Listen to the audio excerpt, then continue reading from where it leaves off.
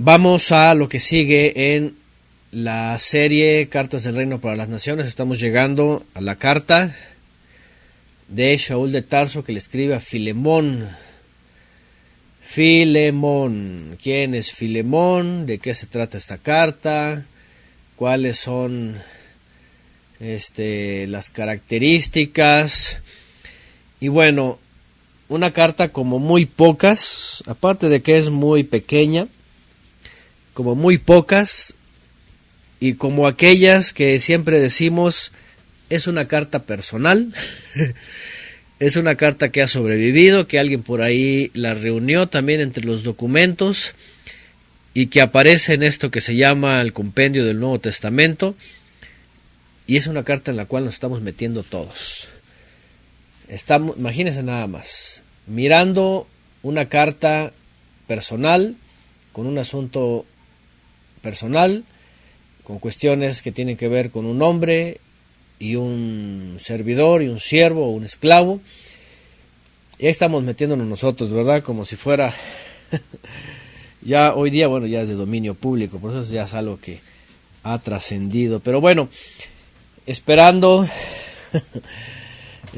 que no sea algo ofensivo, ¿verdad?, para la historicidad y la literatura, pero también es importante este tipo de documentos, independientemente, por supuesto, de el tema, la fe, la enseñanza, lo que tiene que ver con la forma del trato, la forma de desarrollar una vida de fe combinada con circunstancias de la vida terrenal, de la vida terrenal. Filemón, según la tradición, era un colaborador, el cual, aparte de su posición de importancia en la ciudad de Colosas, según se entiende, y su posición económica también, fue un fiel creyente que abrió las puertas de su casa y recibió a aquellos que querían escuchar de la palabra. Era un hombre que tenía la capacidad también de enseñar. Según la tradición, fue dejado él como administrador de la enseñanza y juez también en Colosas. Era un hombre aparentemente reconocido, importante, era un hombre que, según la tradición, también con su esposa Apia, según la tradición,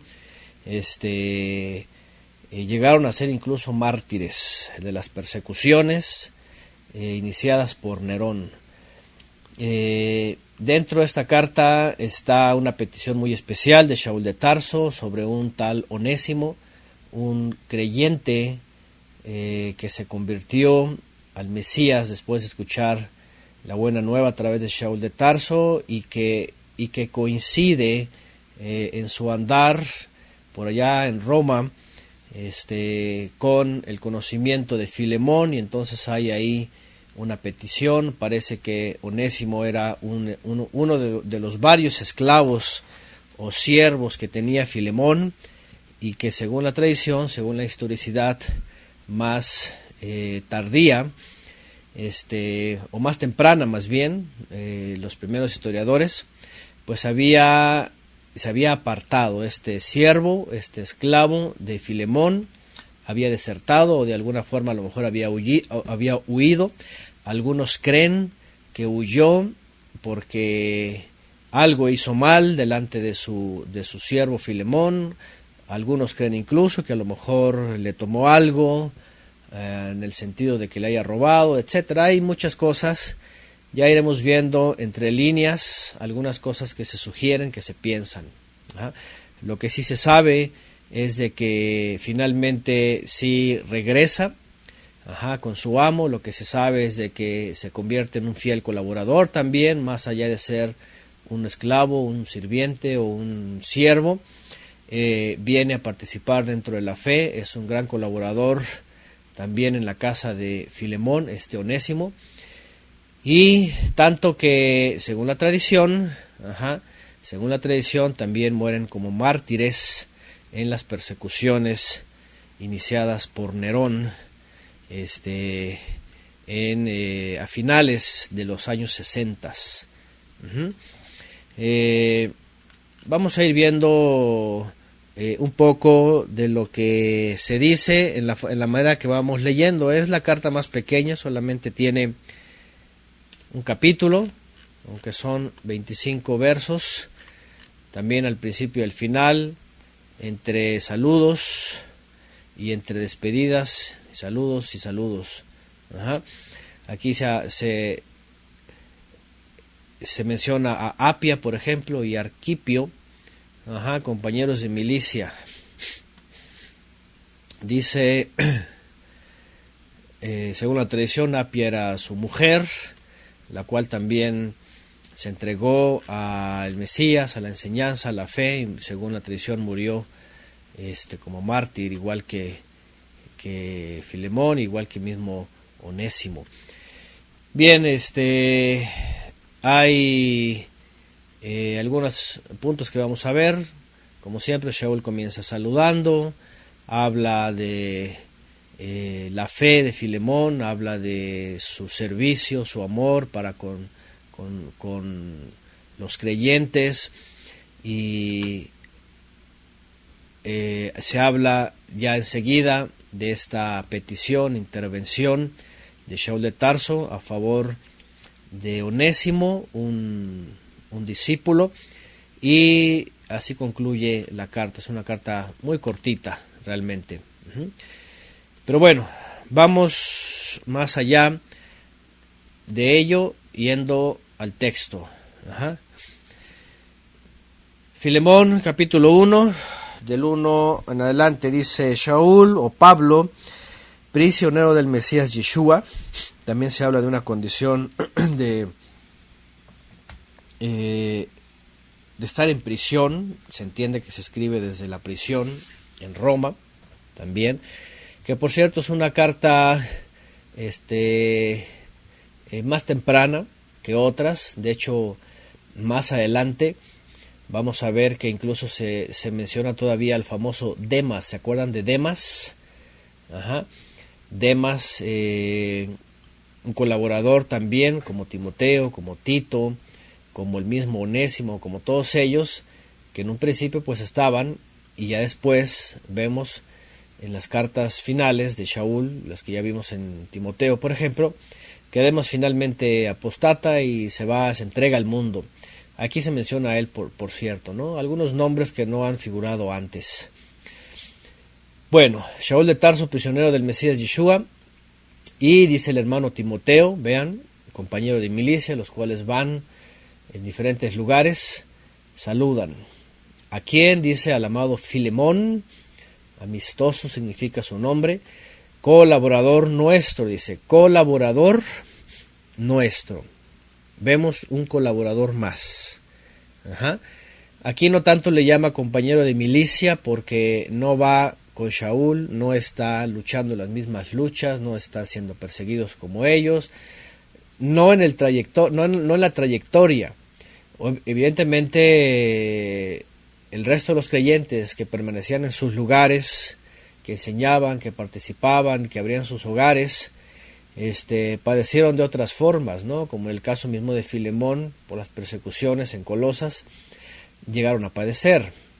Pero aquí lo menciona como un colaborador. ¿Qué colaborador? Bueno, aquel que fue finalmente reconocido y por su buen testimonio, designado, y por sus capacidades también, pues puesto como alguien que podía recibir a creyentes. Y lo hacía nada más y nada más que en su casa. Vean lo que dice en el verso 2. Y a la hermana Apia y Arquipo, nuestro compañero de milicia, aquí se le agrega compañero de milicia, y a la congregación que está, ¿qué dice? En tu casa.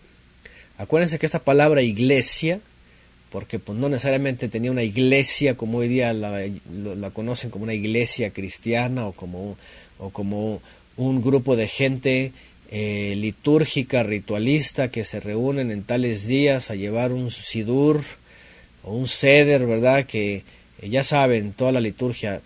Porque cuando lo primero que pensamos es a la iglesia que está en tu casa, ¿qué qué es lo que piensa, qué es lo que puede pensar la gente promedio hoy día? Tener una iglesia, y piensan luego en el, ¿cómo se llama? En la nave, o en el salón, o en el edificio, en algo así. Piensan en bancas ordenadas, en que tienen el alfolí, en que tienen las banderas cristianas, en que tienen el lugar ese donde se predica, que tienen una liturgia, ¿verdad? Su templito ahí, el bautisterio. Obviamente hoy día la gente piensa esto, ¿no? Pero si ustedes se van al primer siglo y siglos anteriores, esto no era. O sea, lo que era, dice Iván López, sí, alguna cruz colgada, algunas cosas así, ¿verdad? Flores, un altar. O sea, luego se piensa obviamente en el formato moderno establecido por la Iglesia Católica y promovido hoy día, por ejemplo, por la cristiandad, ¿no?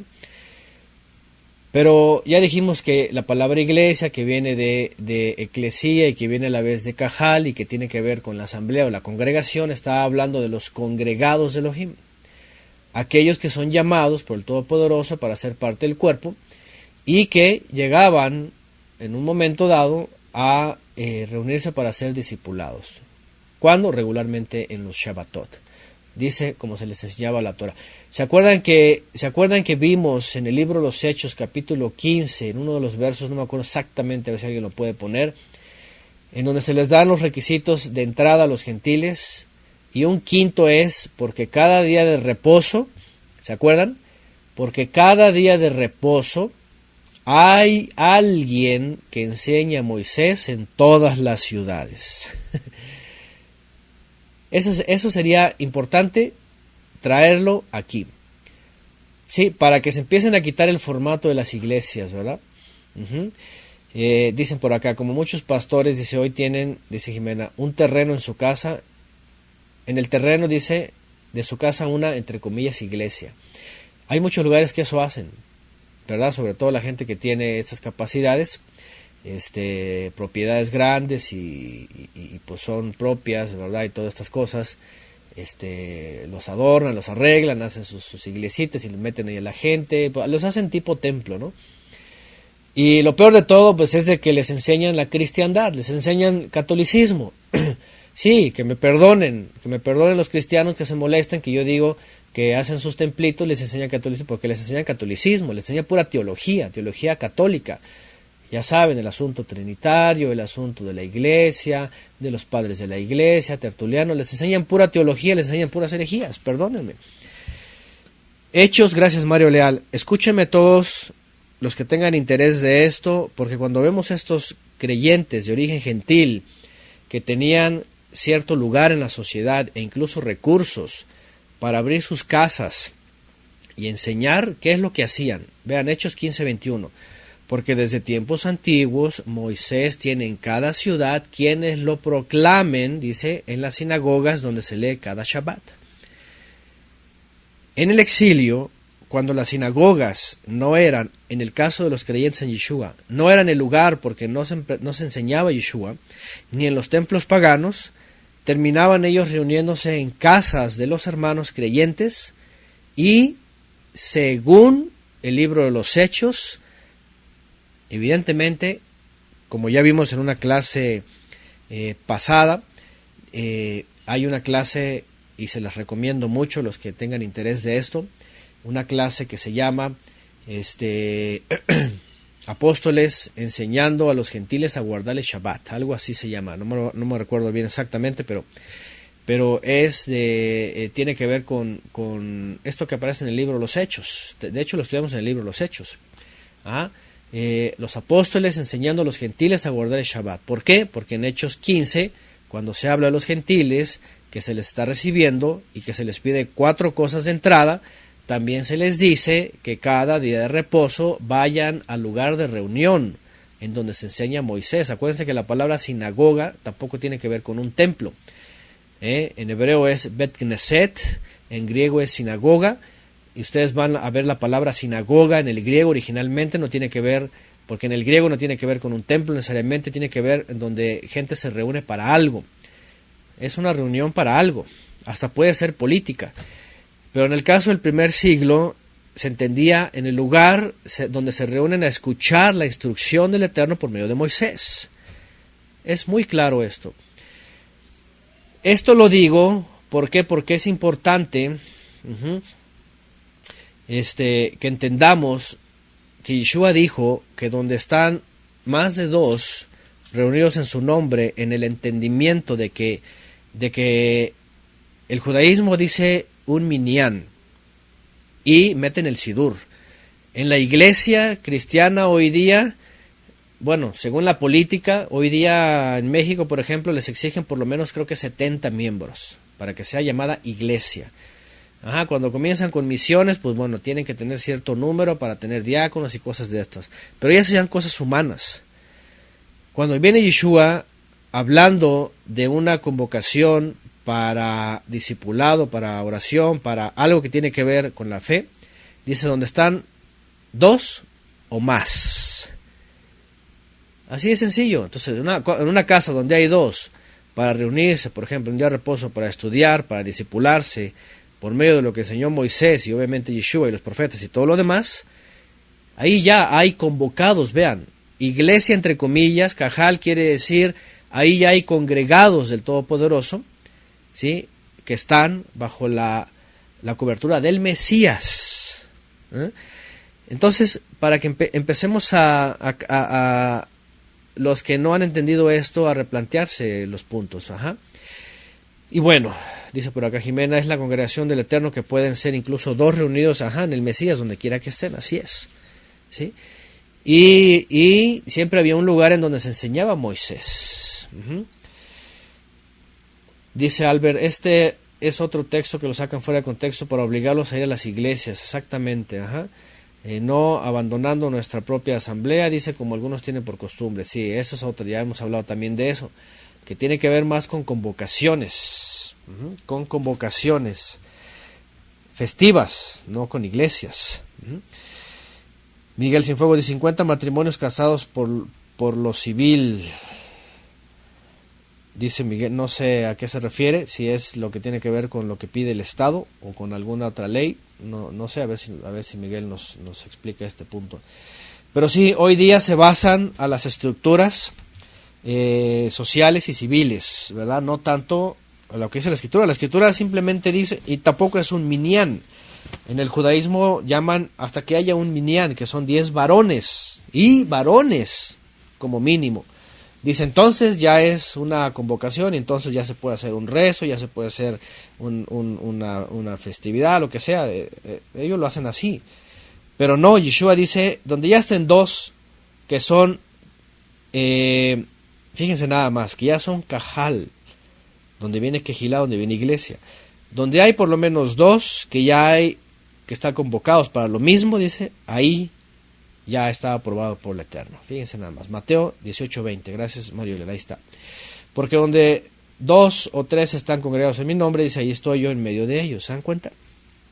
Ok, dice Miguel que sí es parte de las leyes. Vean, 50 matrimonios casados por el civil. Es decir, 100 personas. Vean.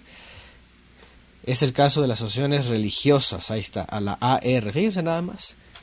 Y para el Estado, una iglesia como tal, hasta cristiana, ellos están sometidos a este número, fíjense nada más, a que tienen que presentar estas pruebas a lo civil, entre parejas, para ser reconocidos como iglesia. Vean nada más lo ridículo que ha llegado estos sistemas, ¿no? Bien, ¿qué más? Para los teólogos, si no es una iglesia, dicen no es válido. Exactamente. ¿Por qué? Porque es un sistema impuesto por Constantino, que tiene su conveniencia, ¿verdad? Y por eso están basados a eso, ¿no? El ingreso, el estatus, el número. Para ellos lo que importa es el número, cantidad y no calidad. Bueno, y así puede parecer en todos lados lo mismo, ¿eh? Bien.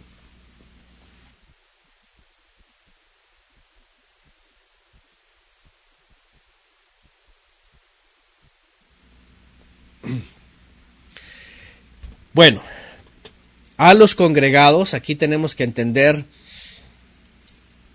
la expresión correcta. en primera de en Shaul a Filemón, en el capítulo 1, bueno, el único capítulo, verso 2, esta parte exactamente,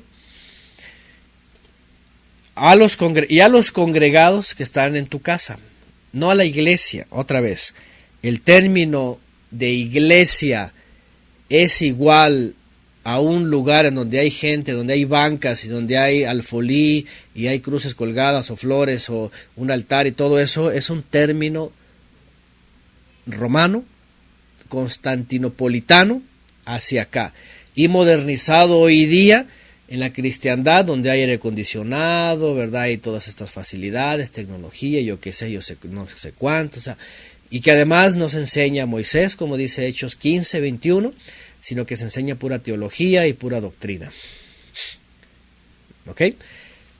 Importante, entonces, Filemón, una persona reconocida en el primer siglo de Colosas, creyente, aprobado y con capacidades para enseñar y recibir a hermanos junto con su esposa, recibiendo a congregados del Todopoderoso en su casa. Sencillo. Según el contexto del Nuevo Testamento, que enseñaban que Yeshua era el Mesías y enseñaban la Torá de Moisés para una vida dentro de la fe hebrea. Obviamente en el contexto de los profetas, en el contexto de la historia, de toda la revelación que se estaba enseñando en el primer siglo. No van a encontrar a un Filemón cristiano con la Biblia debajo del brazo, teniendo un templo en su casa y teniendo liturgia y teniendo alfolí y teniendo todas estas cosas. No lo van a encontrar. Menos enseñando obviamente ni a los padres de la iglesia, ni tertulianos, nada, porque estos ni existían. ¿Qué es lo que enseñaban? Que Yeshua era el Mesías, las profecías cumplidas, la Torá, la instrucción como vida, etcétera, etcétera, etcétera. Entonces, ese es el paso número 1. ¿Por qué? Porque el entendido de todo esto nos va a llevar también a una forma diferente en el primer siglo también de empezar a ver la fe entre personas. Ya Shaul de Tarso, como lo vimos en la carta a Timoteo y a Tito, habla sobre los amos y habla sobre los siervos, cómo deben de comportarse. Dice, ya no tanto como amos y como siervos, sino como servidores todos del Todopoderoso y todos cumpliendo su función sin aumentar, sin disminuir. Bueno, sigue con el saludo. Gracia y paz a vosotros del Todopoderoso nuestro Padre y del Adón Yeshua el Mesías. Siempre Shaul de Tarso poniendo esta primicia, o más bien, ¿cómo se dice? Este entendido que hemos hablado antes, ¿no? Que es del Todopoderoso, Elohim, el Todopoderoso, nuestro Padre, el Padre de Yeshua, y también del Adón Yeshua el Mesías. Esto, ahora que entremos también en la carta de los Hebreos, lo vamos a entender mucho mejor, porque tampoco ni aquí habla de una binidad, ni tampoco aquí hace alusión a ninguna Trinidad, sino a lo que siempre se enseña dentro de la cobertura. El Todopoderoso, nuestro Padre, el Creador, el único, el invisible, el que nadie le puede ver, el que nadie tiene acceso, vive o habita en luz inaccesible, y también del Adón Yeshua el Mesías, al cual ha heredado todo. Bueno, diferenciando cada uno, así es. Y luego dice, doy gracias a Elohai, a mi Todopoderoso, haciendo siempre memoria de ti en mis oraciones. Vean, al oír de tu amor y de la fe que tienes hacia el Adón Yeshua y hacia todos los Kedoshim. Aquí hay algo otra vez que dentro de los términos es una, ¿cómo se dice? Una combinación de expresiones que se dejan notar entre los que son de origen hebreo, israelita, judío, y una diferencia en los que son de origen gentil y que son hombres piadosos, gente de fe, gente que ha transformado sus vidas. Fíjense nada más. Primero, Shaul de Tarso, doy gracias a Elohai, a mi poderoso, mi todopoderoso, recordándote siempre a ti en mis súplicas. Un hombre de oración, un hombre que ora, que ruega, que se acuerda de los colaboradores, de los servidores, de los que están en diferentes situaciones. ¿Y por qué? Dice, porque escucha de su amor y de su fe. ¿Hacia quién? Hacia el Adón, al amo, Yeshua, el Mesías. Fíjense nada más, un judío diciéndole a uno que viene de origen gentil y que ahora es parte de la fe, que ya es cuerpo del Mesías, que ya no es extranjero ni advenedizo, sino que parte de, y además es colaborador, le dice, estoy impresionado por ti, me acuerdo siempre de ti, y tu amor y tu fe hacia nuestro Mesías, hacia el Mesías de Israel, y además hacia los Kedoshim. Acuérdense que Shaul de Tarso, cuando habla de los Kedoshim, en primera instancia se refiere a aquellos que son de linaje, de origen hebreo, que son los que recibieron la fe, recibieron la instrucción, recibieron el Mesías, el perdón, todo, y que son los que están abriendo las puertas hacia las naciones. Y este tipo de hombres piadosos, creyentes, entienden que son recibidos y entregan también su amor a esos otros creyentes primigenios, por decirlo de alguna manera. Y quiero otra vez volver a recordar, importante esto, que cuando se habla de amar a los Kedoshim, en la primera instancia, de amar a los de origen, a la descendencia de Abraham, Isaac y Jacob, es amar a los verdaderos, en el sentido de a los que son genuinos, a los que creyeron y a los que soportaron todo por causa del Mesías. Porque ya saben, hay otros que se agarran aquí para decir, mira, hablar a los santos. ¿Quiénes son los santos? Y empiezan a hablar, ya saben, los que dicen ser y no lo son, los que son otra cosa, los que son usurpadores, los que son mentirosos, todo este sistema hoy día. Y más al cristiano, ¿verdad?, que se le engaña todo el tiempo y se le dice, es que tienes que bendecir al pueblo de Dios. Y piensan que el pueblo de Dios, ya saben todo lo que ya hemos hablado antes. Shaul de Tarso no está hablando de eso, incluso todo lo contrario, porque en el primer siglo también había de origen judío que negaron al Mesías, incluso y les perseguían. Entonces no se puede estar tratando por cierto de ellos, sino de aquellos de origen y que además eran parte de la fe, eran parte de la buena nueva y eran creyentes en Yeshua, por supuesto. Bueno, y hacia todos los Kedoshim, a todos los apartados, e incluso, evidentemente, pues ya hablando en general, de todos aquellos que creían y que finalmente se reunían ahí como parte de la asamblea, ¿no?, de la Cajal. Ruego, dice, para que la participación de tu fe sea eficaz en el pleno conocimiento de todo lo bueno que hay en nosotros respecto al Mesías. La participación de tu fe sea eficaz en el pleno conocimiento de todo lo bueno que hay en nosotros respecto al Mesías. Eficacia, el sentido de el buen testimonio, de transmitir en vida lo que creemos que es el Mesías como el Rey, el Juez, el Ministro, el Redentor, que ha soplado sobre nosotros y nos ha transformado y nos ha puesto como luz a los que nos rodean, para que todos los demás finalmente reciban este mismo testimonio.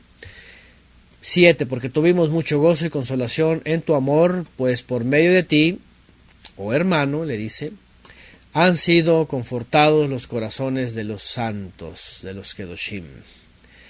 Otra vez, fue también un refugio. Fíjense qué interesante.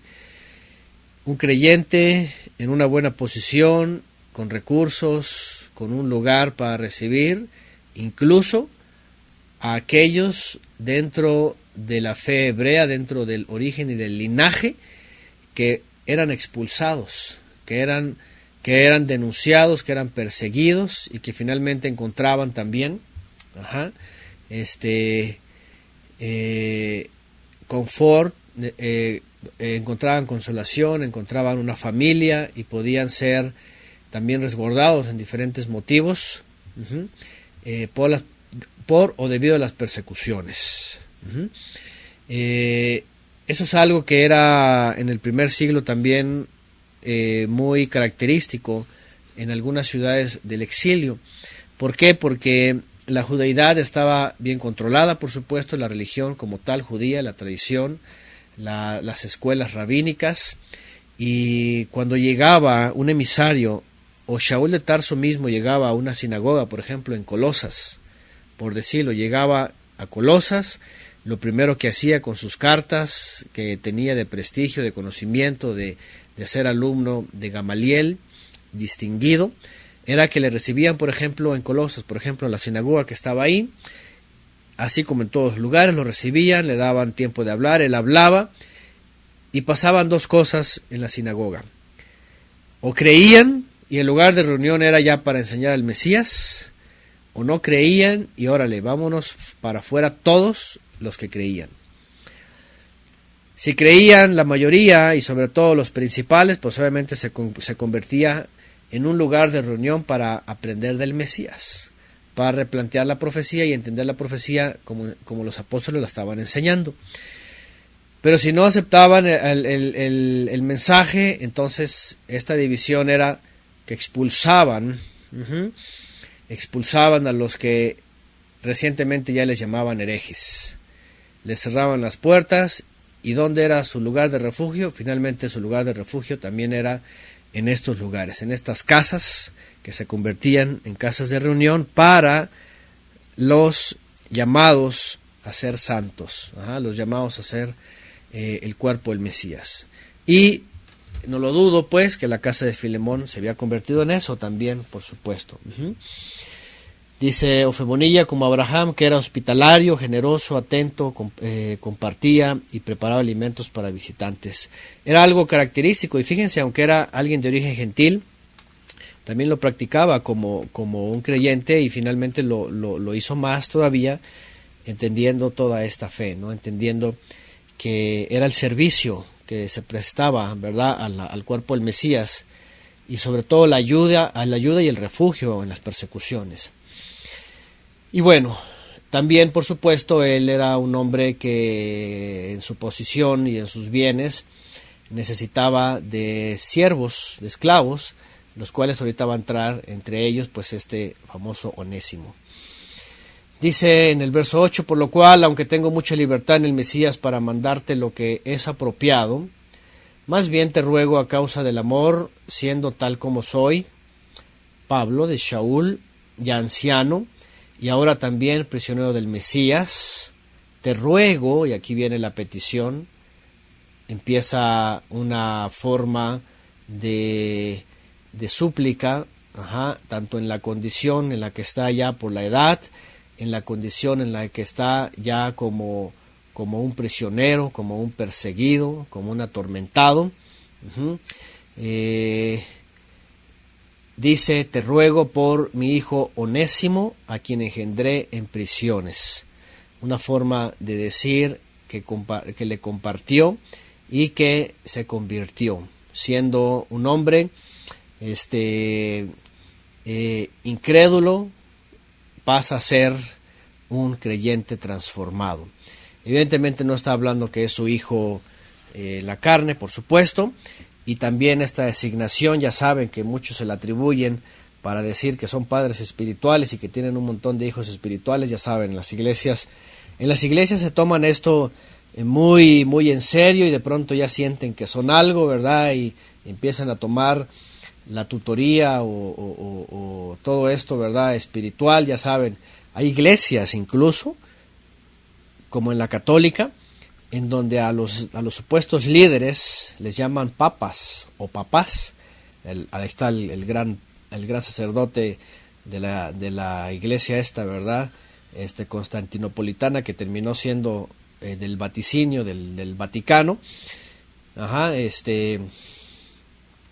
el gran líder, ¿verdad?, religioso. Bueno, pues en la cristiandad también los ven como padres espirituales, incluso en algunas se les llaman papás, son porque dicen que son papás espirituales, que porque nacen de ellos espiritualmente, que nacen en una iglesia y aparte después de esto los toman presos, ¿verdad? Y dicen, aquí naciste y aquí te quedas, casi los amenazan, ¿no? Así como que si te vas de aquí, entonces pierdes cobertura, pierdes mi tutoría, pierdes el cuidado, pierdes mis oraciones, pierdes todo, ya se convierte se convierte en una forma de esclavitud, de manipulación y de un montón de cosas, ¿no? En el caso de Shaul de Tarso, evidentemente él compartía donde quiera que llegaba y había un regenerado, un transformado, se le hacía esta alusión, pero pues finalmente ¿de quiénes eran hijos? ¿De quiénes somos hijos? Ya lo vimos ayer, hijos del Todopoderoso. Entonces esta figura alegórica que la usa Shaul de Tarso y más aquí, y vean, en el contexto de esta petición, es como mi hijo. Evidentemente es todavía para darle un poco más de fuerza a este sentimiento, pero no está hablando de ninguna teología o de ninguna interpretación que tenga que ver con padres espirituales, hijos espirituales y autoridad sobre este tipo de personas. Vean la versión de Mario Leal, vean lo que dice: te ruego que recibas bien a Onésimo, para mí él es como un hijo, pues yo le anuncié la buena noticia aquí en la cárcel, vean, por ejemplo. Entonces, ese es el sentido literario y ese es el sentido también, podríamos decir, figurativo, ¿no? ¿Por qué? Les digo porque ya saben, la cristiandad se toman de cosas así para ya empezar a sentirse que son padres espirituales y que tienen hijos espirituales y todo lo que ya sabemos, ¿no? Bueno, dice Víctor Flores, estoy en el porche de mi casa, afuerita, dice, y empezando el estudio me llegaron los testigos de Jehová y algo les, no sé qué quiso decir aquí en su corazón, y se acaban de ir, escucharon parte del estudio. Bueno, eso es bueno, gracias por el testimonio ahorita. Bueno, ahí está. Y evidentemente, vean, en Colosenses 4:9, ahí se menciona a Onésimo. Con Onésimo, fiel y amado hermano, que es uno de vosotros, os harán saber todo lo que está ocurriendo. Ahí está, Onésimo mencionado a Colosas. Como les digo, Colosas fue el lugar que finalmente él lo asignaron también para ser parte de la buena nueva. Y entonces, Shaul de Tarso, poniendo este énfasis: este hombre lo conocí en prisiones y nació de nuevo, es un creyente, está transformado, se ha añadido. Lo que está diciendo es, mira lo que ha pasado con Onésimo. Dice en el 11, el cual en otro tiempo te fue inútil, pero ahora es útil a ti y a mí. En otro tiempo, y aquí es donde empiezan ¿cómo se dice? Podríamos decir un poquito las llavecitas, ¿verdad? A ver, ¿quién era este? Lo conocía, no solamente lo conocía, en su tiempo dice que le fue inútil, esta palabra que por cierto Onésimo tiene que ver con ser útil, y estuvo con él, dice en el 12, a este vuelvo a enviarte, a él, es decir, a mis entrañas. Dice, yo quería retenerlo conmigo para que me sirviera en representación tuya en las prisiones de la buena nueva, pero nada quise hacer sin tu consentimiento. Está esperando respuesta de él, autorización, confirmación. Dice, para que tu bien no sea como por medio de coacción, sino voluntariamente. Dice, porque tal vez por esto se apartó de ti por algún tiempo, para que lo recibieras por completo para siempre. Ya no como siervo o como esclavo, porque eso era.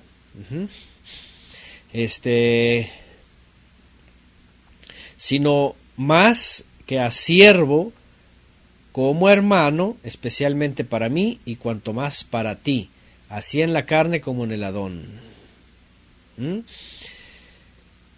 Y de hecho más adelante habla sobre si algo le debe, si algo le ha perjudicado, si algo le ha robado. Incluso hay algunos que creen que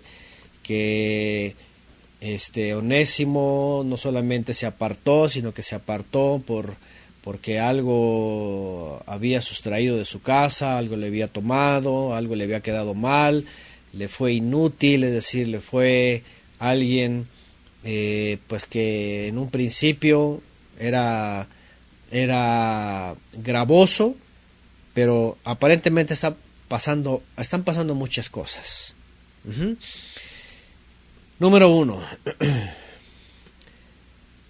entonces, Onésimo es alguien que conoce a Shaul de Tarso en sus prisiones, es alguien que entre la aceptación de la buena nueva, entre su conversión y entre su historia, le dice a Shaul de Tarso: yo vengo de Colosas, yo era siervo de Filemón, pero pasó esto, pasó lo otro, me aparté, ¿y ahora qué hago?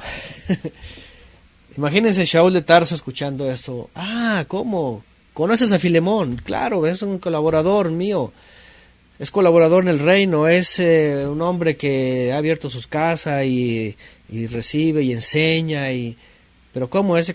¿Por qué te fuiste de su casa? ¿Por qué te apartaste? Porque ahí dice: me aparté. ¿Por qué te apartaste? Seguramente le contó algo más de su vida, algo de lo que pasó ahí. Por eso después dice: en un tiempo estuvo contigo y te fue inútil, pero ahora, dice, nos es útil a los dos. Ahora ya es una nueva criatura, ahora ya está cambiado. Y sigue, porque cuando le dice: sin tu consentimiento, no quiero hacer nada sin tu consentimiento, lo que está tratando de decir es: todavía tienes autoridad sobre él. Si se apartó de ti, acuérdense que en la época bíblica y también el primer siglo, bajo las leyes romanas, los esclavos tenían que permanecer los tiempos designados, sean temporales o sean permanentes. Había personas que adquirían esclavos para siempre y eran para siempre de ellos. Otros los compraban según el precio, según lo que valían, y ellos podían pagar su propia libertad y salían libres. Entonces era algo como viene en la Torá, más o menos. En la Torá obviamente al siervo israelita dice: trabajarás, lo trabajarás por 6 años, y el séptimo dice lo dejarás libre al siervo israelita. Para los siervos extranjeros había otras leyes, por supuesto. Roma tenía otras leyes, pero lo que vemos aquí y entendemos es de que ambos de origen gentil estaban basados en las leyes romanas, y que Onésimo todavía le pertenecía a Filemón.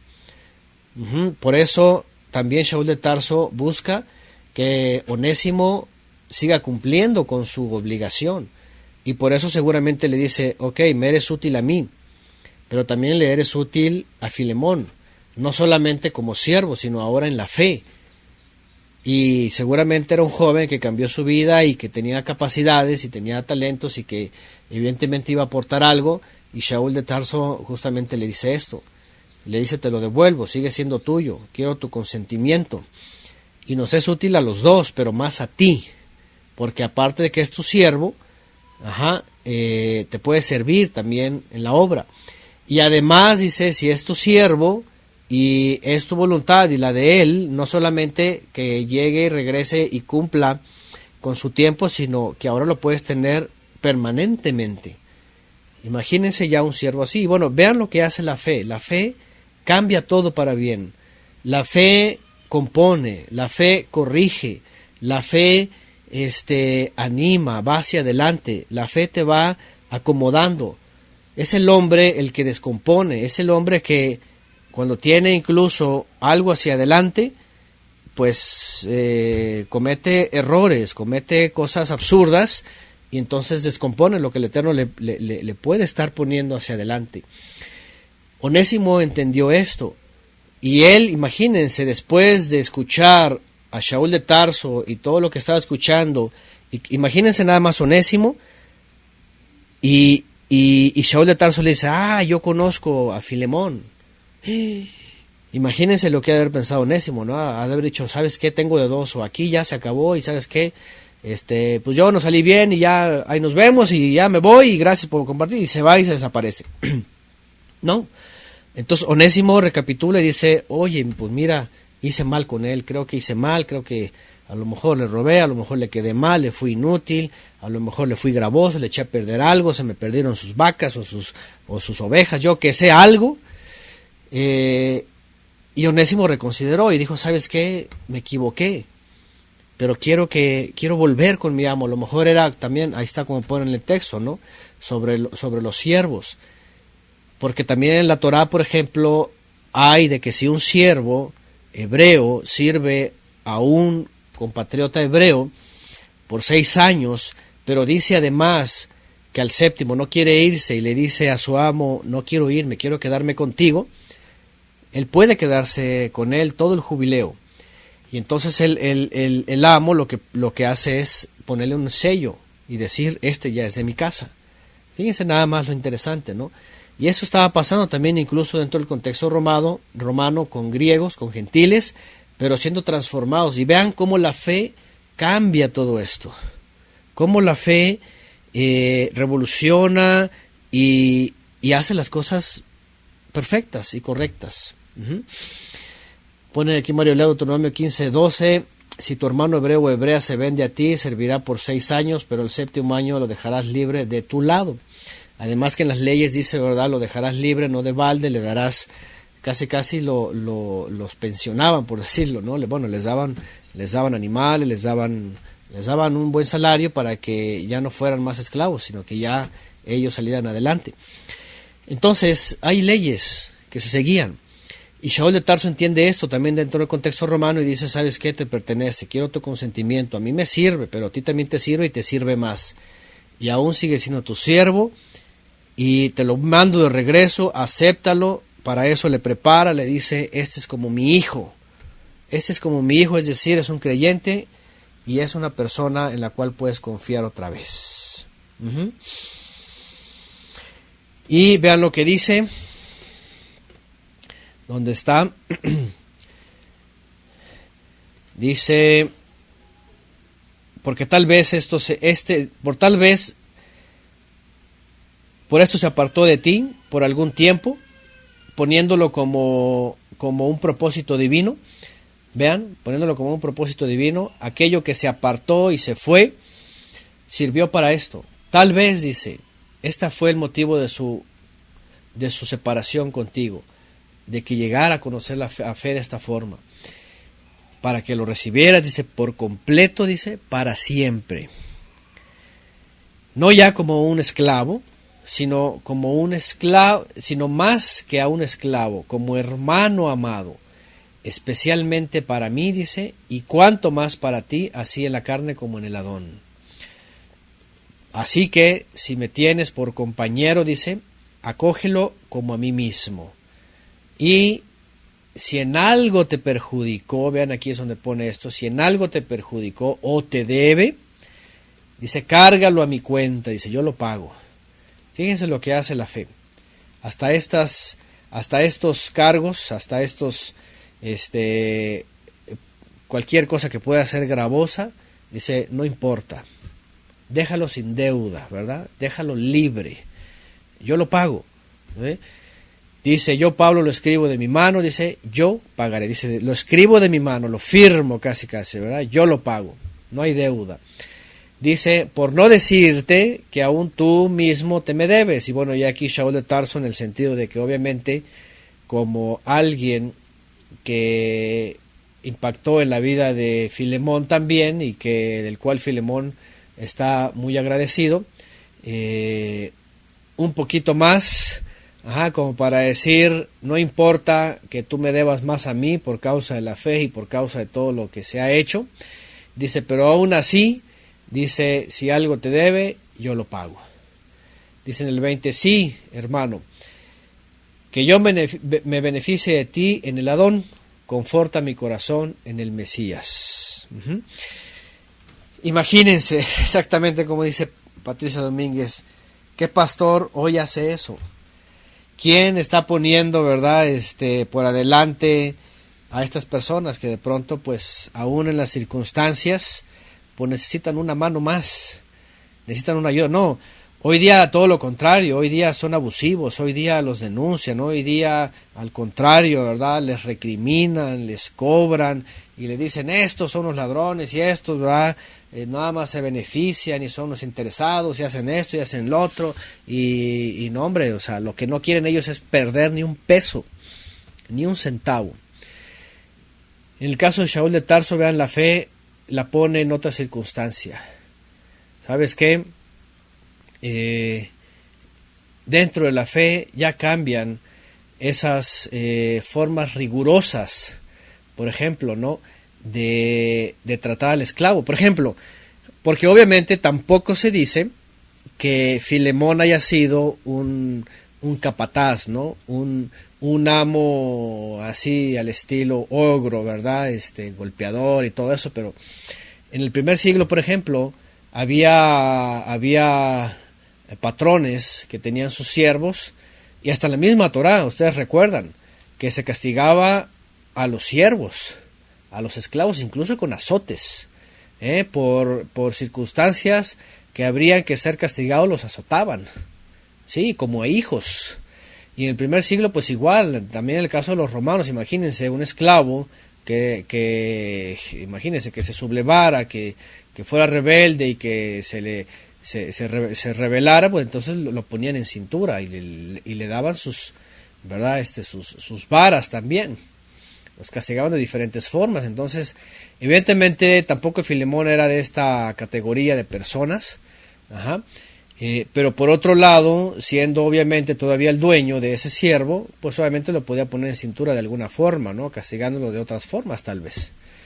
Bueno, el punto es de que ni él lo iba a hacer, y además con la recomendación de Shaul de Tarso, cuando le dice, acéptalo como si fuera yo mismo, como si fuera mi hijo, pues ya obviamente pues ya cambia todo, ¿no? Imagínense la forma ahora de recibir a Onésimo, ya de forma muy diferente. Bueno, dicen por acá algunos comentarios, dicen que ya no como un esclavo indica que ya no debería tratarlo como un esclavo, sino como algo mejor, puesto que ahora es un hermano querido. Hoy en día, dice, hay patrones o empresas que si te corren, dice, no te quieren pagar un solo peso. Dice, hoy día los demandarían a los patrones golpeadores, por ejemplo, ¿no? Muchas cosas de estas, ¿no? Así es. Entonces, y sí, bueno, aquí hay varias cosas, por supuesto, que cambian en la modernidad, ¿no? Y sí, en efecto, lo que estaba diciendo finalmente es, las condiciones cambian. De hecho, Shaul de Tarso ya lo escribió a Tito, ya lo escribió a Timoteo, ya escribió estas diferencias. Dice, amos, dice, van a cambiar su estatus. Ya como amos no van a, dice, a perjudicar a sus siervos, de verdad, no van a ser abusivos, no van a ser, vamos, pues como capataces, sino que ahora van a tener a sus siervos de otra forma, y luego también a los siervos obedezcan en todo a sus amos. En todo, dice, pórtense bien, no hagan nada gravoso, así les dice. Y es una forma que la fe produce, ¿sí? La fe produce esto. Si hay un siervo, ¿verdad?, que está evidentemente bajo la tutela o bajo la supervisión o etcétera de alguien, ¿qué es lo que va a hacer? Pues lo que va a hacer es todo lo mejor para que en el lugar en donde esté, imagínense, pues tanto pueda recibir como pueda sumar. Pero ¿qué pasaba? Obviamente cuando un siervo no era transformado, pues obviamente pues su vida todavía tenía esas complicaciones, y evidentemente pues se conseguían puros males, ¿no? Igual los amos tenían que ser siempre atentos, bondadosos, cuidadosos, como ya lo hemos hablado antes también en la misma Torá, siempre procurando a los siervos también, casi como a hijos. Pero, pues bueno, eso es algo que produce la fe, y aquí es a lo que voy con esto. Shaul de Tarso nos enseña en esta carta personal a Filemón una forma diferente de ver las situaciones, ¿sí? En donde, aunque no se está hablando, por supuesto, de cambiar o de negar las leyes que son reales, sí de suavizar el trato dentro de esas leyes, sí, porque tampoco vean, Shaul de Tarso está diciendo, ¿sabes qué, Filemón? Somos libres en Cristo, ya la libertad y la gracia, y ya no existe la esclavitud ni todo eso, así que déjalo libre, déjalo que haga lo que quiera, y ahora ya vive bajo la gracia y ya no hay ley. O sea, tampoco Shaul de Tarso está diciendo eso. Evidentemente tienen que seguir el mismo orden, pero dentro de la fe tiene un tono diferente. Ahí está, los Colosenses, vean 3:22, siervos obedezcan a todo en sus amos terrenales. Efesios 6:5, los siervos obedeced a vuestros jefes terrenales con temor y temblor, con transparencia, dice, de vuestro corazón en Mashiach, ya están. No sirviendo al ojo como lo quieren agradar a los hombres, sino como sirviendo a Mashiach, de corazón haciendo la voluntad del Todopoderoso. Efesios 6:6, pone Wilmer también. Y hay muchos consejos de Shaul de Tarso sobre esto. Amos, traten bien a sus siervos, siervos, traten bien a sus amos, sean correctos en todo, den gracias, bendigan, etcétera, todo esto. Y Shaul de Tarso, por supuesto, no duda en este reencuentro, y aunque no sabemos exactamente el motivo de apartarse, entendemos que fue su siervo, que estuvo por un tiempo, que le quedó mal en algo, que todavía le debe tiempo, y que Filemón pues tiene que también reconsiderar esta petición de Shaul de Tarso en la fe, de volverlo a recibir. Bien, dice Juan Arroyo, dice, puede que Shaul insinúa la posibilidad de que Onésimo hubiera hecho algo malo al fugarse a la casa de su amo, hubiera perjudicado algo a Filemón, por lo que promete compensar. Sí, de hecho, los que se inclinan por esta posibilidad justamente lo dicen por esto, porque pareciera que hay algo que le podía deber Onésimo a Filemón, y que obviamente pues él está en total incompetencia, ¿verdad?, de solucionarlo, y por eso Shaul de Tarso le dice, queda saldado su cuenta, está libre, no tienes, es más, como en un sentido de tú te debes más a mí, así como que todavía me quedas debiendo, Filemón, casi le dice Shaul de Tarso, ¿verdad? Pero bueno, dentro de la fe obviamente lo que está diciendo es, vamos a perdonar estas deudas, y vamos a dejar que no sea carga ni para ti, ni para él, ni para mí, y que ayude más bien a los dos, más a ti que a mí. Y ahí está. Y bueno, dice en el 21, te he escrito persuadido de tu obediencia, sabiendo que también harás más de lo que digo. Y bueno, aquí es donde todavía Shaul de Tarso nos replantea, nos vuelve a dejar en claro que Filemón era un amo especial, que Filemón era un amo que no solamente tenía recursos, lugar, capacidades, sabiduría, que enseñaba, sino que además era un amo con un buen corazón, un amo que no solamente iba a decir sí, sino además se iba a esmerar en ese sí. Imagínense nada más. Te escribo persuadido de tu obediencia, de que lo ibas a recibir y que ibas a obedecer. Y fíjense esta obediencia, ya entendiendo las formas de cómo ellos se conocían, y le dice, yo estoy persuadido de que vas a obedecer, es decir, de que lo vas a recibir amablemente, y vas a decir asombrado, en vez de enojado, en vez de decir, ándale, y me traes a ya, sí, ya lo conozco, ya me pondré a cuentas con él. Todo lo contrario, sabiendo diciendo, bueno, Onésimo, sí, lo recuerdo, pasó esto, no importa, mira, hoy se le perdona, y además, si ya es creyente, pues con más razón, bienvenido, y mira, y esto y lo otro, y bueno, sabiendo que harás más, dice, de lo que te digo. Y eso era parte de. 22, y al mismo tiempo prepárame también alojamiento, porque espero que por medio de vuestras oraciones os seré devuelto. También sabía Shaul de Tarso que todos oraban para volverle a ver el rostro. Y evidentemente Filemón, con todos los que se reunían en su casa, pues era una de sus peticiones.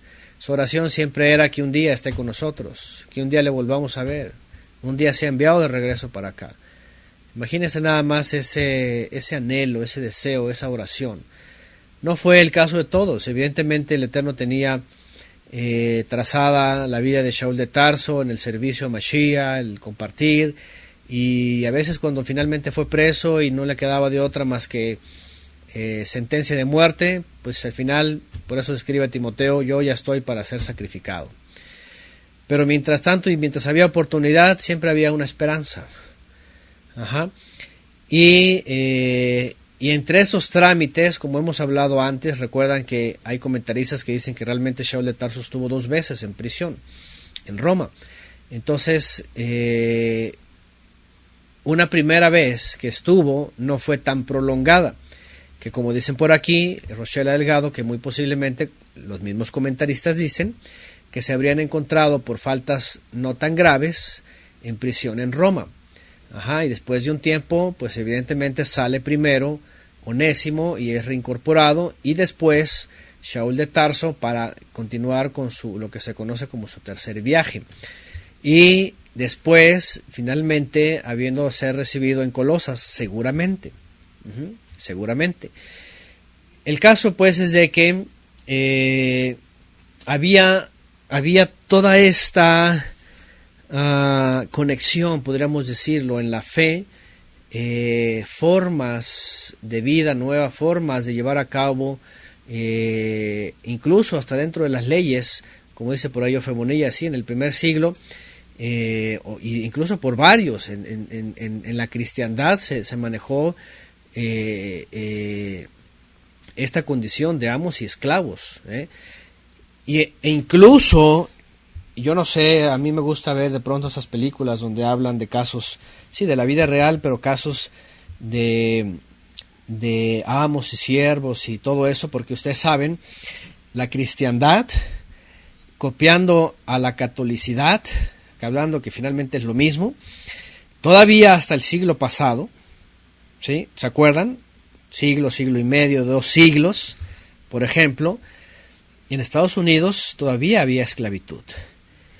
E incluso había una esclavitud severa por parte de cristianos. Hay varias películas con este tono, de cristianos evangélicos de diferentes denominaciones que compraban, adquirían a los africanos, a gente africana o afroamericanos, y todavía los sometían a esclavitud e incluso a castigos fuertes o abusos. Y eso que es en la cristiandad, de diferentes sectores de la cristiandad. Hay películas todavía que hablan de principios del siglo pasado, en donde mismos evangélicos sometían a sus siervos, sus esclavos, de una forma. De hecho, hay denominaciones, o hubo denominaciones, en donde, fíjense nada más lo curioso, hubo muchas denominaciones en el primer siglo, en la primera mitad del en la primera mitad del siglo pasado, en donde cristianos, haciendo uso de la Torá, así bien radicales, obviamente nada más usan la Torá lo que les conviene, pero hay una película en donde hay una iglesia tipo sectaria, así de denominación calvinista, en donde tenían sus esclavos y usaban las leyes de la Torá para tratar a sus esclavos. Claro, predicaban de la gracia y el evangelio y la buena nueva a los blancos. Así sí, para los blancos todo era la fe, la gracia, el evangelio, ¿verdad? La buena nueva y Cristo por aquí y por allá. Pero a sus esclavos los trataban como aparecen las leyes que trataban a los esclavos extranjeros, los israelitas.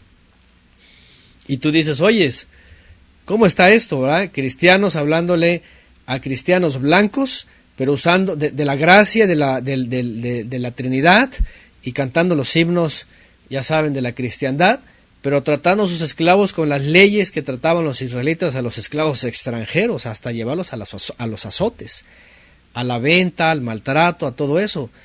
Y ellos se basan en lo que dice, es que la Biblia dice, y el amo tiene que sujetarse, y ahí dice, y siervos obedezcan a sus amos en todo. Fíjense nada más cómo se tuerce y se manipula la escritura. Es una cosa que tú dices, oyes, ¿cómo llegó a hacer todo esto? Y por muchos siglos ocurrió esto. Por muchos siglos, muchos cristianos de diferentes épocas abusaron de esta doctrina y teología, obviamente más sin las escrituras, abusando de muchos ignorantes que obviamente analfabetas y además sometidos a esclavitud.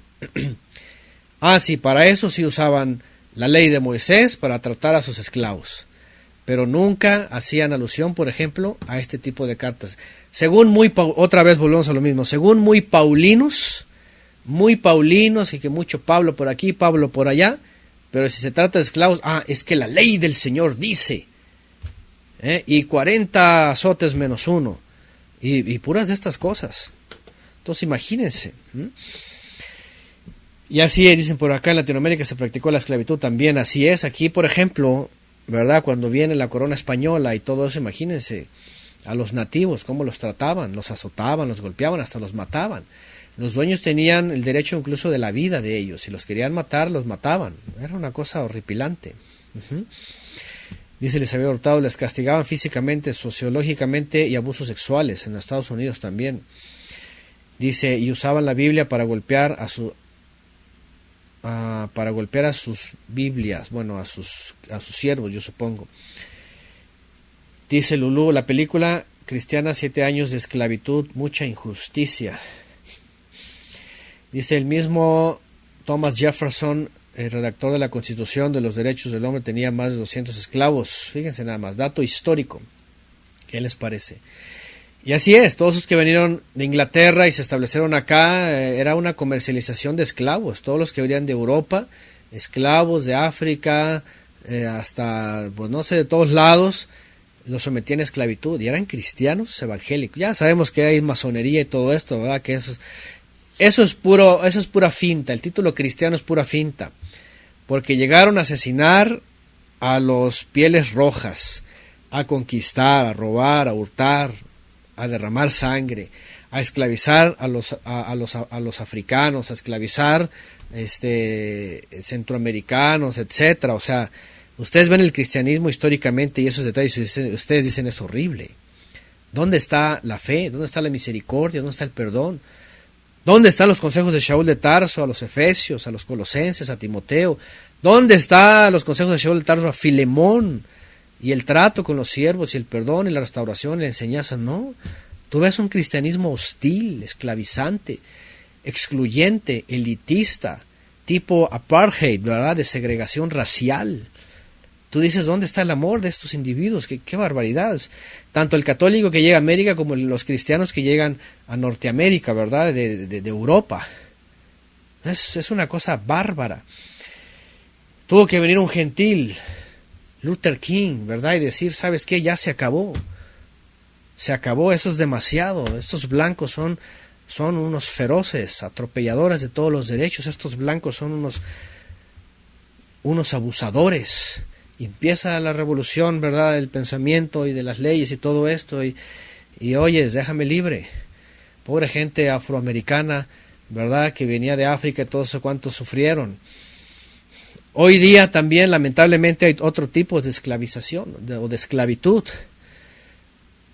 Hubo un proceso, ¿verdad?, en Norteamérica en los años 50 hacia acá, en donde los afroamericanos empezaron a reclamar su estatus y empezaron a salir de la esclavitud y empezaron a forrarse de dinero, de joyas, a empezar a sentir que valían algo, que tenían algo, que podían incursionar, y finalmente ahora ellos cayeron en la esclavitud del materialismo, de la fama, de las drogas, de la mafia, del narco, de todo eso. Y pobres, muchos siguen esclavizados.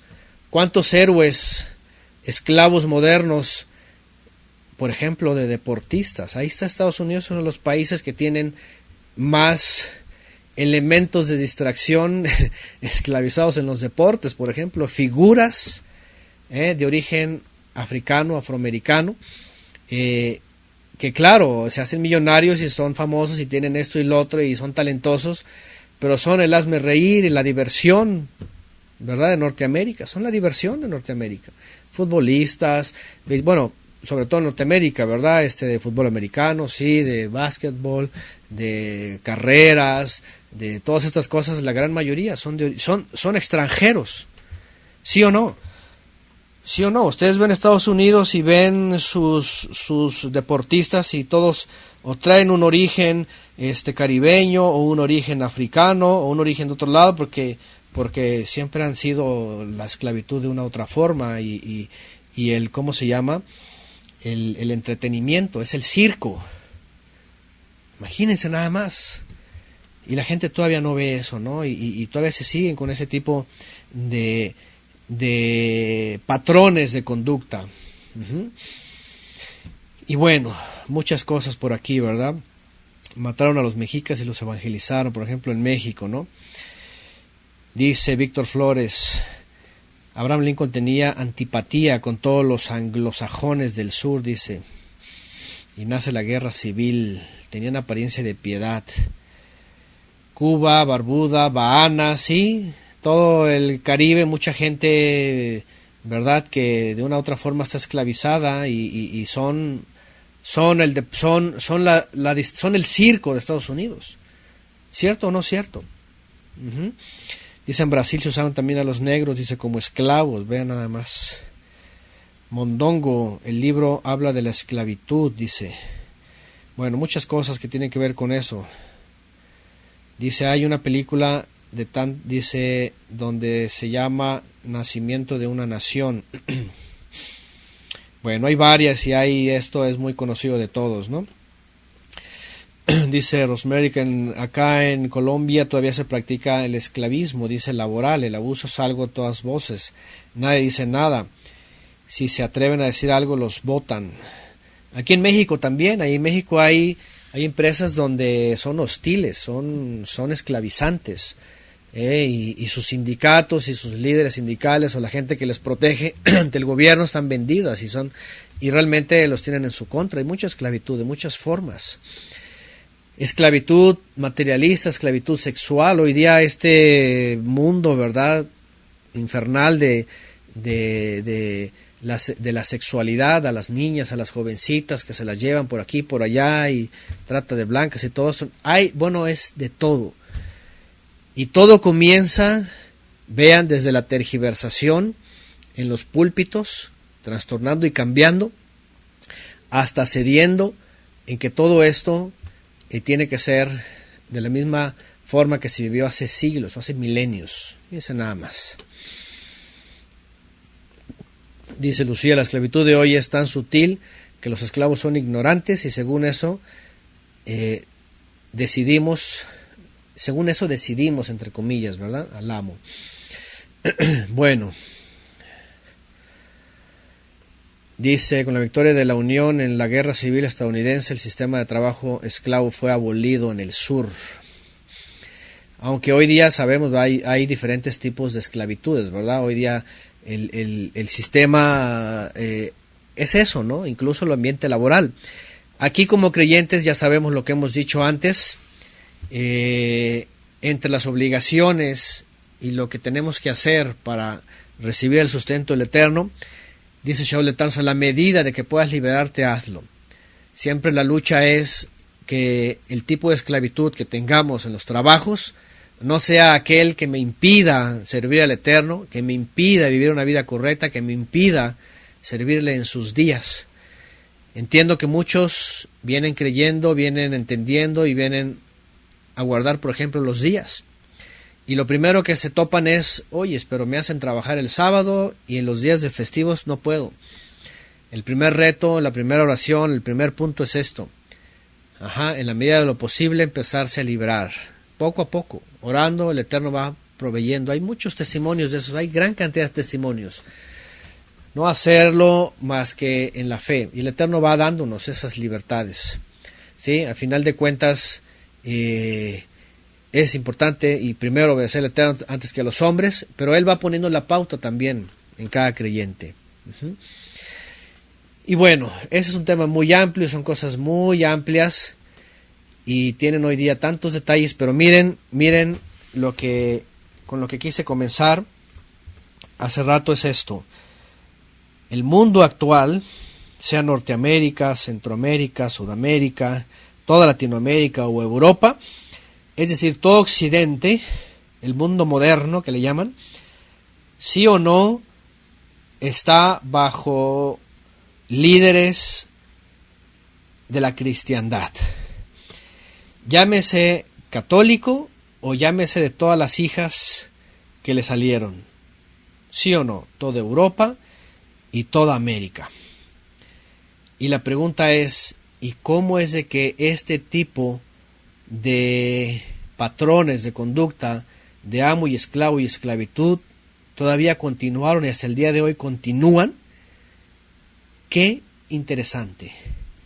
¿Cómo no es que desde como en el primer siglo, fíjese qué importante es pensar en esto?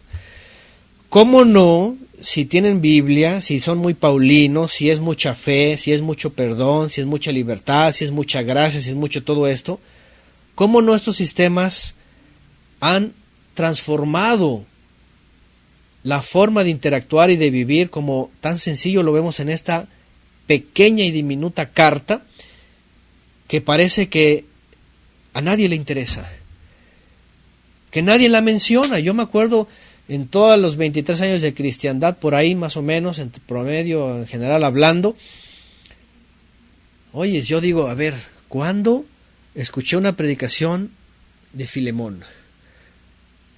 Algún texto, algo relacionado. Miren, la verdad es de que a lo mejor me falla la memoria, pero no me acuerdo. Ya saben, siempre eran los evangelios y las cartas paulinas en el sentido de la gracia, la libertad, de no a la ley, o sea, siempre el tono era el mismo. ¿Pero por qué? Porque no les convienen las cosas que tienen que ser reales, como esto. Transformar el mismo estatus y el sentido, el comportamiento, la conducta entre amos y siervos, porque a final de cuentas siempre va a haber esta,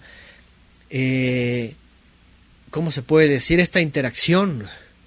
Hay amos y hay siervos, ¿sí? Hay patrones y hay trabajadores, siempre unos a otros nos necesitamos. Sí, el que es siervo trabaja para el que tiene el capital o el que tiene el producto o el que tiene algo, y siempre esta interacción siempre va a existir. Pero el punto aquí es de que como está manipulado por la religión tantos siglos y tantos milenios, se tuercen, se omiten escrituras, se dejan por un lado, se olvidan lo que les conviene, lo que no les conviene, lo que sí, y por eso sigue hasta el día de hoy todo esto. Fíjense nada más. El engaño, el lucro, la tergiversación, el esclavismo o la esclavitud. Es impresionante. En las mismas iglesias se comienza esto. Cuando ya a alguien se le pone un título, ya es jerárquico y ya tiene poder sobre los feligreses. Es una especie de esclavitud. Bueno, somos esclavos pero del Eterno, como ya lo estudiamos, como Moisés. Ah, no, pero ahora en la iglesia el púlpito es un lugar de jerarquía en donde si el pastor dice ladra, ladran, brinca, brincan, se paran, párense, aplaudan, aplauden todos. Arriba las manos, ahí va el alfolí y todos. Y el que no, bajo maldición. Pregunta, ¿no es eso una especie de esclavitud a un tipo que solamente dice que porque es ungido y que porque Dios lo puso ahí, todos le van a rendir pleitesía? ¿Qué les parece? Esclavitud doctrinal, esclavitud iglesiera, esclavitud laboral, esclavitud, ¿cómo se dice? Gobernable o del gobierno, pues, esclavitud de las leyes, es decir, oyes, Y atrás de todo eso están los ministros de culto. ¿Cómo es posible? Se ponen de acuerdo. Sí, la religión y el Estado finalmente quieren seguir en la cúspide y seguir sometiendo feligreses o civiles, es lo mismo para los dos. La verdadera libertad y la verdadera gracia es cuando esto lo transformamos en un servicio al Mesías y en una gratitud de todos contra todos. Ya lo dijo Yeshua, el que quiera ser más grande es el primer siervo. El primer servidor, el que está ahí dispuesto, el que se entrega, el que ofrece, ese es el más grande. Pero el mundo sigue enseñando al enemigo, a Satanás, subirse hasta arriba y tener el título, el poder, el dinero y todo para someter a los demás, para esclavizarlos. Ahí está, lo dijo aquel psicólogo famoso de la pirámide de Maslow, es lo que quiere el hombre, escalar hasta estar en la cima, en el ojo de Horus, finalmente, ¿verdad? ¿Y por qué? Vean, finalmente los amos de este mundo son los que más tienen, porque los que más tienen es el que tiene más poder. Eso dice la pirámide de Maslow. El que tiene más dinero es el que tiene más poder para controlar. Ahí está, Mario Leal lo pone, 1 Timoteo 6:10. Porque raíz de todos los males es el amor al dinero, el cual, codiciando algunos, se descarriaron de la fe y se traspasaron a sí mismos con muchos dolores. No solamente en la fe, en el mundo en general es eso. En México, por ejemplo, el gran problema, por ejemplo, los cárteles, no es tanto así el individuo, porque aunque agarren a un líder de un cártel, aunque agarren al otro, van saliendo más y más, todo el tiempo hay. Pero ¿cuál es el problema hoy día? El gobierno, en coalición con el gobierno de Estados Unidos, está diciendo, ¿saben cuál es el problema? Pues de que nunca se incautan sus bienes. Pero quítenle sus bienes y ¿qué poder van a tener? Pueden ser muy brillantes, pero sin el dinero no van a comprar a la policía. Sin el dinero no van a comprar a diputados, sin el dinero no van a comprar a gobernantes, a presidentes, no van a comprar a las policías. Pero hasta ahora se les ocurrió, oigan, la Biblia lo dice desde el principio, el dinero es el origen de todos los males, porque el dinero le da poder al hombre, y cuando le da poder al hombre tiene todo lo que necesita, y tiene para corromper a los demás hombres. Pero no quieren hacer caso a la Biblia lo dice desde el principio todo, es el origen de todos los males, porque de ahí en adelante todo el hombre lo puede corromper con ese poder que le da Satanás aquí. Vean, el dios del dinero, Mamón, ahí está, al final de cuentas es eso. Dicen aquí, con dinero baila el perro, dice, el gato y los pastores, dice. De veras, el dinero lo corrompe todo lo corrompe, por eso es el origen de todos los males. Y, a final de cuentas, otra vez, en la fe, todo esto no tiene valor. Fíjense lo que enseña Yeshua, ya lo repetimos hace rato.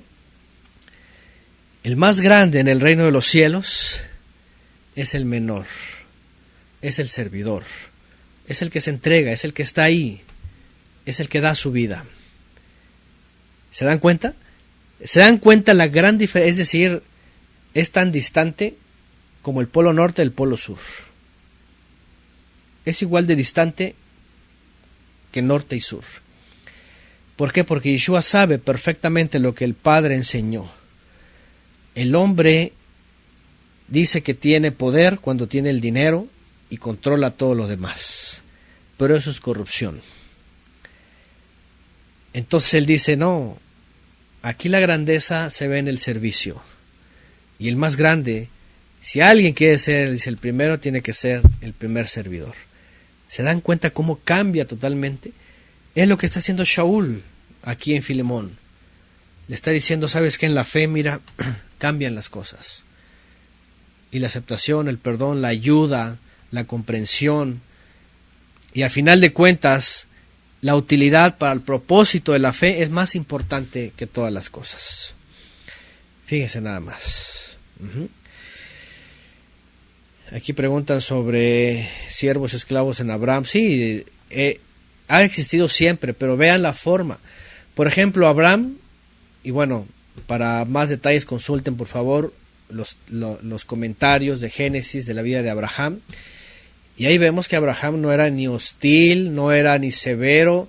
Abraham se hizo de siervos incluso porque tenía y adquiría. ¿Y saben qué hacía con ellos? Los hacía parte de su familia.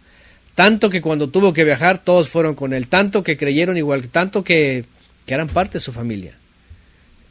Fíjense nada más, no era una forma como esclavos y amos, sino era como un hombre con ayudantes a su servicio, agradecidos. Y así en muchas ocasiones. El punto es ese, y vean que todavía no existía la buena nueva, pero ya se entendía desde antes. Los patriarcas entendieron este punto. ¿Cuál? El que está mencionando aquí Shaul de Tarso. La fe cambia el sentido de amo y esclavo en una cooperación mutua. Ambos se necesitan. Yo tengo el recurso, necesito trabajadores. Yo tengo la mano de obra, te necesito a ti. Y gratitud en todo, y al final de cuentas, todo se suma para la verdadera obra. ¿Se dan cuenta? Eso es lo que hace la diferencia. Y bueno, dice Adam Guanetle, el pastor de la iglesia donde iba, está pidiendo $150,000. Dice para ayudar a la iglesia de Irán. Fíjense nada más. Y cosas de esas ya saben, ¿verdad? Etcétera. Pero bueno, esta pequeña carta otra vez pudo haber hecho la gran diferencia, incluso desde la época de Constantino. Miren el valor, ¿cómo podría decir? El valor tan grande, humanitario, no humanista, humanitario, de relaciones patrón-trabajador, que pudo haber impactado desde el siglo II y III para que este mundo dejara de ser hostil entre ambos tratos. A mí me impresiona, a mí me impacta de veras. Y bueno, obviamente el mundo va a perdición y el mundo va a lo que le conviene, y las religiones y denominaciones y todo esto obviamente manipulan, cambian y excluyen. Ustedes busquen en internet y vean si hay predicaciones sobre Filemón, sobre esto, sobre los ciegos. ¿Por qué? Porque hay cosas que no les convienen. Todo es la gracia, todo es la prosperidad, la declaración, y tú confiesa, y puros gritos, y orando, y rogándole, y gritando, todo es eso. Es igual que en el judaísmo, todo nada más, el anhelo es ser cabeza, y no cola, ser cabeza, estar arriba, ordenar, mandar. En la judaidad, el último siglo, las familias más poderosas son estos tipos, ¿verdad? De la judaidad, ashkenazí, conversa, los que dicen son y no lo son, y lo que han hecho es eso, apoderarse, ordenar, cambiar, mover, esclavizar al mundo entero por el sistema bancario, por ejemplo, por el sistema de deuda. El sistema de deuda, el dinero, el billete, todo eso es esclavitudes. ¿Cuánta gente vive en esas situaciones? Amarrada por décadas en su vida, pagando casa, pagando auto, pagando todo, pagando colegios. Toda la vida están endeudados, esclavos del sistema. Pero eso siempre ha estado controlado desde el púlpito, sea católico romano, sea anglicano, sea ortodoxo, sea de las iglesias de la Gran Ramera, todas esas iglesias cristianas, evangélicas, la esclavitud, la manipulación, el poder desde los púlpitos, el control, el manejo, todo para sus beneficios. Fíjense nada más. Etcétera, etcétera. Y bueno, y menos se va a esperar lo que esperaba Shaul de Tarso de Filemón. Por ejemplo, aquí en el 21 te he escrito: persuadido tu obediencia, sabiendo que también harás más de lo que te digo. No, al contrario. Hoy no solamente hacen, sino al contrario, exigen. 22, y al mismo tiempo prepárame también alojamiento, dice. Espero que sus oraciones se cumplan. 23, te saluda Epáfras, mi compañero de prisión por Yeshua el Mesías. Aquí aparece Epafras, un colaborador, un siervo, un prisionero también del Mesías. Te saluda también Marcos, dice, ¿se acuerdan Marcos? Aquel que es mencionado también como discípulo, Aristarco. Lucas, el médico, el que va escribiendo, por eso tenemos el libro de los Hechos. Mis colaboradores, aquí también aparece Demas, por eso les digo que esta carta fue un poco temprana, antes de todos aquellos que hemos hablado, a diferencia de Tesalonicenses, donde aparece Demas, si no mal lo recuerdo, todavía como colaborador.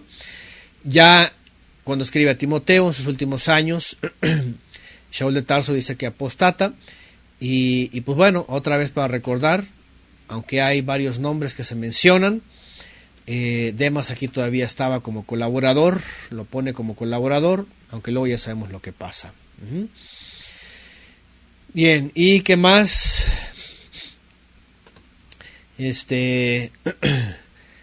Y bueno, y termina: la gracia del Adón Yeshua, el Mesías, sea con vuestro Ruach. Bueno, pequeña carta, pero con un contenido que arroja una solución a tanta problemática, que arroja una solución a tantos problemas en las naciones. Y qué vergüenza hablar de una problemática en naciones que se decían ser cristianas, comenzando con las católicas y terminando y sellando peor las cosas con las evangélicas, que ya hemos hablado esta parte de la historia, ¿verdad? Siglo pasado y hace 2 siglos y 3 siglos en Estados Unidos, cómo se manejó esto de la esclavitud. Todo hasta el día de hoy cómo sigue, pero mucha indiferencia desde los púlpitos. Mucha indiferencia. Entonces, importante es que la fe cambia para bien todas las relaciones de los hombres. Esa es la realidad. Podríamos concluir que el mensaje de la buena nueva de Yeshua transforma todas las relaciones de los hombres. Y lo hemos visto en diferentes etapas. La relación primeramente con el cónyuge o con la cónyuge. ¿Cómo transforma todo esto? ¿Cómo transforma la unión? La hace perfecta y la hace mucho mejor. Con los hijos, con los padres, con los vecinos, con los gobernantes, con los siervos, con los amos. Todo esto debería ser diferente. Fíjense nada más. Pero el hombre se olvida de la instrucción, del consejo, de la exhortación y termina complicándose la vida. Y sí, como dice aquí Laura Monroy, al final de cuentas, una vez más, la fe, vean, sin obras está muerta. ¿Cómo puedes desarrollar, cómo puedes crear, hacer una vida humana sin la fe? Sin la fe te has causado todo esto. Persecuciones. Fíjense nada más. Después de Constantino y que entra un periodo que se le conoce como la edad del oscurantismo y del imperio sacro romano, que se le llama el no sometimiento de las naciones. Fíjense nada más esta crueldad. El no sometimiento de las naciones a la cristiandad, ¿qué trajo como consecuencia? Persecuciones, matazón, derramamiento de sangre, esclavitud, aparte el paganismo, por supuesto, ¿verdad? Pero cuánta sangre derramada, cuántos muertos por siglos. Se llegó al colmo de hacer la satánica inquisición, algo que le llaman santa, ¿verdad? Satánica inquisición. Si no te sometes, muerte de diferentes formas. ¿Han visto los instrumentos de tortura de la satánica inquisición? Es una barbarie. Tú dices, oye, ni los asirios con paciencia se tomaban la delicadeza de torturar a sus a sus esclavos. Tú dices, ¿en qué cabeza cabía tanta maldad de estos católicos asesinos? Persecuciones, cruzadas, engaños, la contrarreforma contra los protestantes, después viene el asunto militar, ¿verdad? En las naciones, el hostigamiento, la intervención, los golpes de Estado, etcétera. O sea, una cosa que tú dices, si nada más hubieran hecho un tratado de la carta de Shaul a Filemón y hubieran resuelto todos estos asuntos, oyes, ahí sí deberían de dar luz y señal de que son del Mesías. Pero bueno, la verdad es de que ¿de quién es este mundo y todas estas naciones? Pues del príncipe de este mundo. Del príncipe de este mundo. Y los únicos solamente que están bajo el reino, el verdadero reino del Mesías, son los que hacen transformar todas las cosas en fe, en esperanza, en paciencia, en mansedumbre, en todo lo que ayude a bien, en todo lo que produzca buenas obras, en todo lo que produzca fe y buenas obras.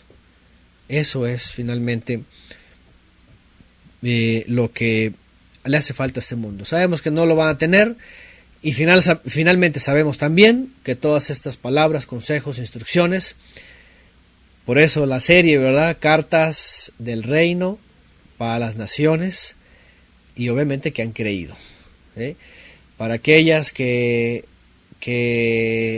llamados de las naciones vengan a este verdadero reino, un reino que lo cambia todo, que lo hace mucho mejor, mucho mejor.